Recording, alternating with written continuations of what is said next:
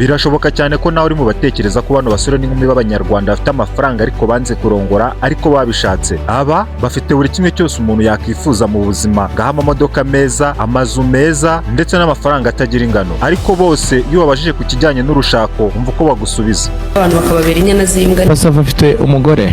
Nta mugore mfite. Basava afite umwana?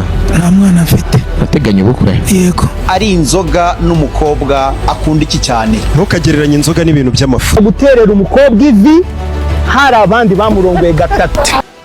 None se gutunga amafaranga menshi cyangwa ibya mirenge bivuze kutagira umugore cyangwa umugabo? Ahubwo se biramutse bibaye aricyo bivuze koko uwo muryango nyarwanda ni waba ugiye gucika burundu? Reka tubiganireho turebe zimwe mu mpamvu 10 abasore n'inkumi bujuje imyaka yo gushaka iyo ubabajije ku kijyanye n'urushako bahita bagutera utwatsi.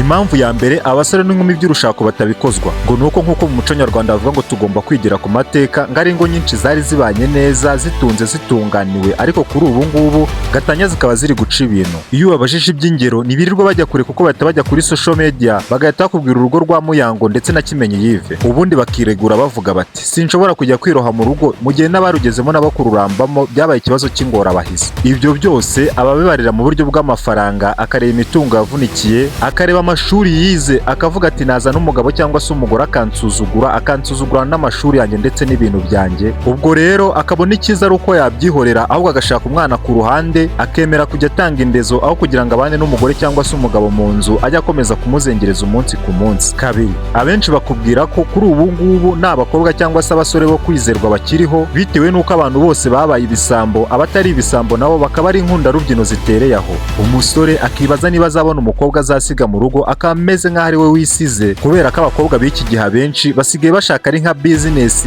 bagiye gusahura ingo z'abasore. Gusa ntugire ngo n'abasore nabo ni shyashya kuko nabo hari abameze gutyo. Umusore ari agenda akagira gutya akinjirira umukecuru amukurikiranyeho ifaranga agakomeza akamusahurira urugo, byazamara gushira agahita ava mu rugo akigendera bitewe n'uko n'ubundi icyo yari akurikiranye kuri uwo mubyeyi yamaze kukigeraho. Ubwo rero abo basore n'inkumi bageze ku cyo gushaka cyangwa kurongorwa bakurikiza rya tegeko riri mu Bakoroni igice cya 7 umurongo wa 8 rivuga riti kurongora ni byiza ariko nanone kutarongora bikaba byiza kurushaho. Impamvu ya gatatu, ubushakashatsi bugaragaza ko 75% by'abakobwa babumva bashaka abagabo barusha ubushobozi, bityo rero umukobwa ufite amafaranga menshi kugira ngo azabone umugabo ikindi kandi abashe kumwubaha nk'umugabo koko mu rugo ni ikintu kiba kigoye cyane. Nanone kandi ubushakashatsi bugaragaza ko kamere y'umukobwa uko agenda arushaho kugira amafaranga ariko agenda arushaho kumva ashaka kubaho ubuzima buri independent cyangwa se ubuzima yigenga. Urugero naguha ni nka Mutesi Jolly, Keti Bashabe ndetse na Muyango. Buriya Mutesi Jolly kugira ngo azabone umugabo babasha kumvikana ku bintu byose ndetse na Keti Bashabe ni ikintu gishobora kugorana cyane bitewe n'ubushobozi bafite mu bijyanye n'amafaranga. Si ibyo gusa, mwabonye Muyango wagerageje kubaka urugo na Kimenyi Yive uko byagenze, batandukanye bataramarana n'imyaka byibuze 10. Ibyo bita byerekana neza ko ubushobozi ku mwana w'umukobwa buvuze ubwigenge no kuba umuntu udakorwaho. Kane, gushyiraho ibyo ugenderaho bikakaye mu gihe uri gushaka uwo muzabana cyangwa se umukunzi. Ibi bikunze kugaragara cyane kuri bano basore n'inkumi baba bagejeje igihe cyo gushaka ariko bafite amafaranga menshi.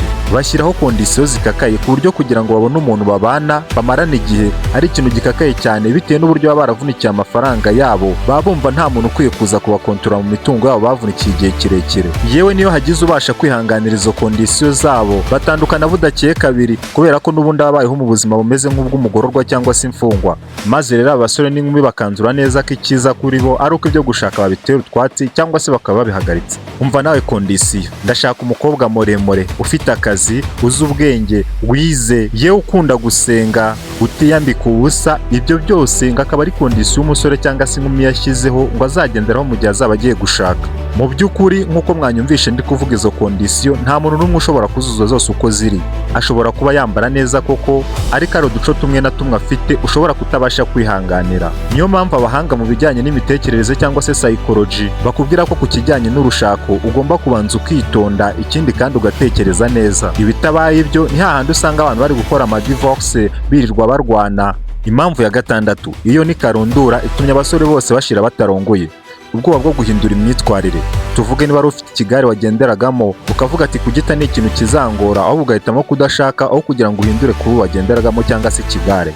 Ndaguha urugero, ubona nka Rocky iriya kuru agenderamo ya ba Kadafi ndetse n'abandi bagenda bafatanya kunywa amayoga. Mu by'ukuri Rocky aramutse ashatse umugore birashoboka cyane ko ashobora guhita ava muri iriya kuru, ibintu byose bigasa neza neza naho bihindutse, maze rero abasore benshi bagatinya kurongora kugira ngo badahindura imyitwarire, akavuga ataho kugira ngo mpindure imyitwarire ibi byo kurongora nabihagarika cyangwa se simbikore.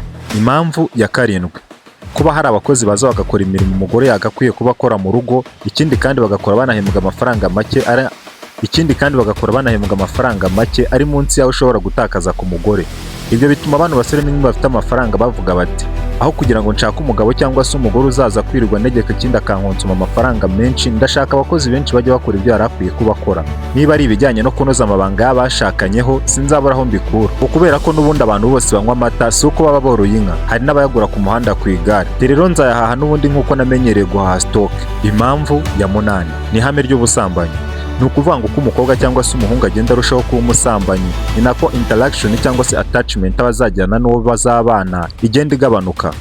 Kugira ngo uzabone umuntu muzajyana attachment nk'uko yegeranye n'umuntu mwasambanye bwa mbere ni ikintu kiba kigoye. Ikindi kandi kuba babashije kubaka urugo byibuze bagashyingiranwa, hakunda kubaho ikibazo cyo kwizera umuntu baba bagiye kubana, bitewe n'uko ari igihe ubana n'umuntu wamenyereye gusambana ugasanga araje akubyarira umwana, wareba imico umwana afite ugasanga ntaho ihuriye n'imico y'abantu b'iwabo cyangwa se iwabo w'umugore wawe, ugasanga wenda uwo mwana afite imico y'umuhungu ari inshuti y'uwo mukobwa, ukagira ngo mu by'ukuri umwana si uwawe. Wajya gupimisha DNA ugasanga umwana ni uwawe 100%, ariko wareba imico ukabona ntaho bihuriye. Bityo rero iyo bigeze ku cy'umuryango, abasore n'inkumi baritonda cyane kugira ngo atazashaka umuntu yamugeza mu rugo agasanga ni ikirumbo akakubyarira abana batandukanye n'amaraso yawe. Ubushakashatsi bugaragaza ko byibuze abasore n'inkumi bafite amafaranga menshi bamara igihe kinini cyabo bari mu kazi, bakabura igihe cyo kwita ku bakunzi babo cyangwa se abantu baba bakundana. Ibyo bigatuma babaho mu gihe kinini nta n'abakunzi bafite, iyo bakazanasaza gutyo ugasanga umuntu ashaje atarongoye, atari uko adafite amafaranga, atari uko ari mubi, ahubwo ari uko aba ahugiye mu kazi. Ndaguha urugero nka bari aba Rocky, ba Papa Sava ndetse n'abandi. Impamvu ya 10 yiratangaje, ikindi kandi iranasekeje. Seburikoko yaragize ati, mushobora kuba muri kumatiriza ngo nshake nyamara nifitiye ikibazo cy'uburwayi. Abasore rero bashobora kuba bafite ikibazo cy'uburwayi cyangwa se reka tubivuge mu kinyarwanda cyero yari ibiremba, akaba ariyo mpamvu iyo bigeze ku kintu cyo gushaka bagutera utwatsi bakakubwira ati tubabarire, ibyo bintu byihorere.